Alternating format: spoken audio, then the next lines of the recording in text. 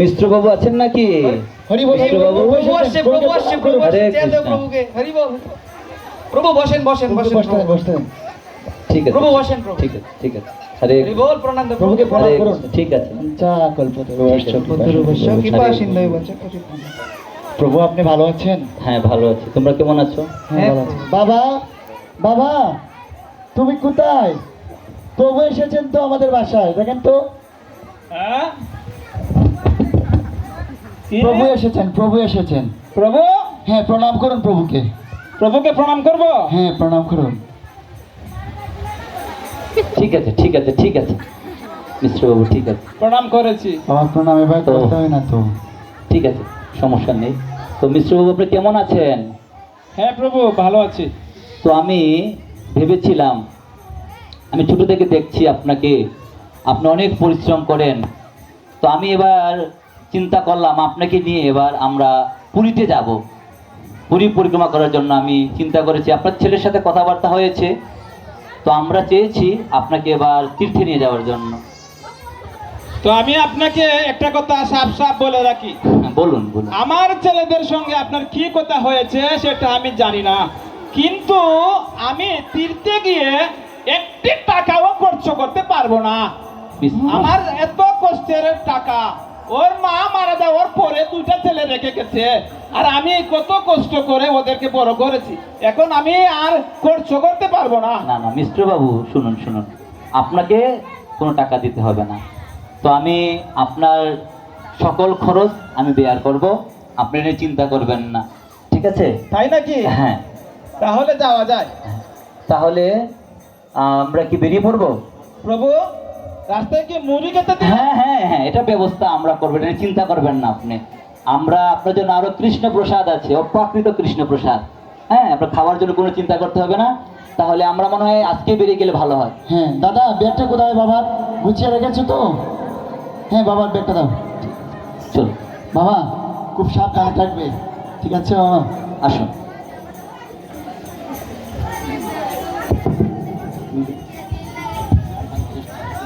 হরে কৃষ্ণ।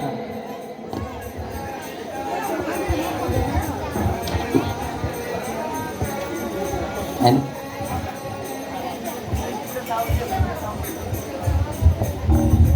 হরে কৃষ্ণ কৃষ্ণ কৃষ্ণ হরে হরে। টাকা টাকা টাকা টাকা। আরে মিশ্র কি করছেন আপনি এইসব? আমার তো কীর্তন করুন। হরে কৃষ্ণ টাকা টাকা টাকা টাকা টাকা ছাড়া কিছু হয় না। মিশ্র বাবু আপনি হরিনাম করুন। হরে কৃষ্ণ কৃষ্ণ কৃষ্ণ টাকা টাকা টাকা টাকা টাকা টাকা। মিশ্র বাবু আপনি কি করছেন?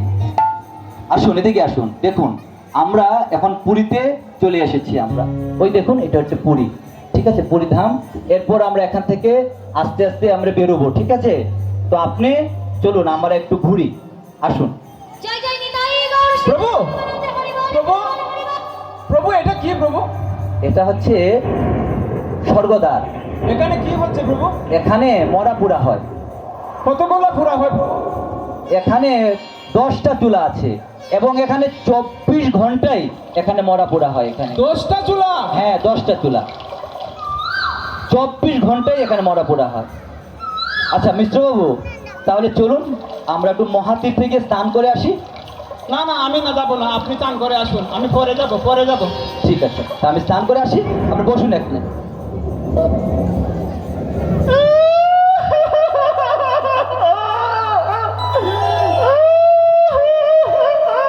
আরে আরে আরে মিশ্রবাবু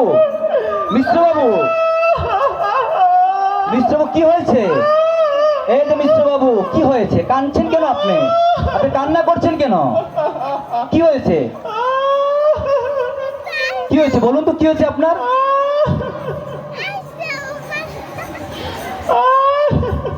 আপনার সমস্যাটা বলুন, কি হয়েছে আপনার?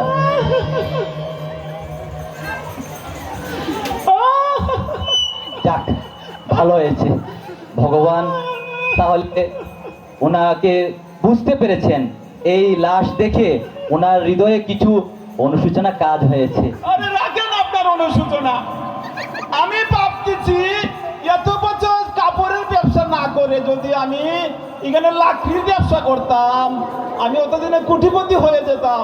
সেই দুঃখে আমি কান্না করতেছি প্রভু। ছি ছি ছি মিশ্র বাবু, আপনারা কি করছেন, কি বলছেন আপনি? আর মাথা কি নষ্ট হয়ে গেছে? তীর্থে এসে সব বাজে বাজে কথা বলছেন আপনি। আপনি আসুন, আমার সাথে আসুন, আমি কিছু বলছি। এখানে বসুন, এখানে বসুন। দেখুন, এই দেহটা একসময় থাকবে না। আপনি এখনো এই বিষয় নিয়ে এত চিন্তা করছেন, তাহলে শুনুন, এবার আপনাকে আমি একটা গল্প বলছি। একবার গুরু নানক উনি এক রাজার কাছে গিয়েছিলেন। তো ওই রাজা মশাই উনি যখন 1000 স্বর্ণ মুদ্রা যখন উনি ইনকাম করতেন, তখন উনি একটি ঝান্ডা অর্থাৎ একটি ফ্ল্যাগ পতাকা উনি লটকাতেন এইভাবে। তখন সেই গুরু নানক জিজ্ঞেস করছেন যে আপনার এত ঝান্ডা, অসংখ্য ঝান্ডা, আপনি সারা জীবন দেখা যাচ্ছে এত পরিশ্রম করে এত টাকা ইনকাম করে আপনি এই সময়টাকে নষ্ট করে দিচ্ছেন, তাই তো?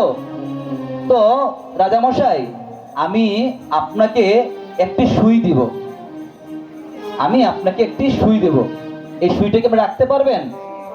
তো রাজামশাই বলছেন, হ্যাঁ রাখতে পারবো, আমার এখানে অনেক জায়গা আছে। তো সুইটা রেখে দিলেন।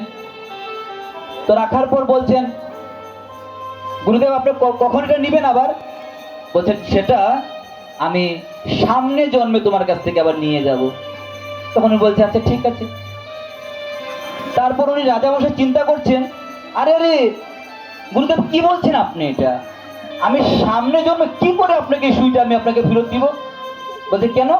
তুমি সারা জীবন এত পরিশ্রম করে এত স্বর্ণ এত সম্পদ তৈরি করেছো, এগুলো কি তুমি সাথে করে নিয়ে যাবে না?